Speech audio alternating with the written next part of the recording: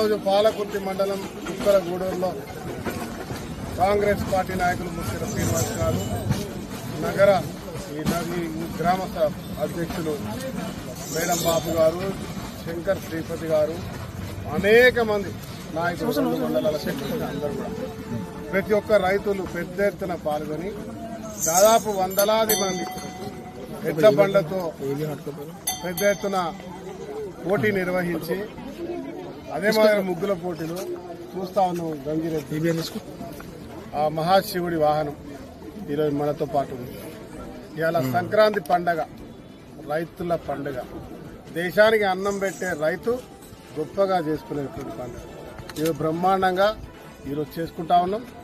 ఇక్కడ రైతులకు 3 పంటలకు నీళ్లు సరిపడేటట్టు యావత్ తెలంగాణకు నీళ్లు ఇస్తున్న మా ఎల్లంపల్లి మా రైతుల త్యాగాలకు ఇవాళ గొప్పగా తెలంగాణ మొత్తం నీళ్ళిచ్చి ఇన్ని సంవత్సరాలు మాకు రాలేదు.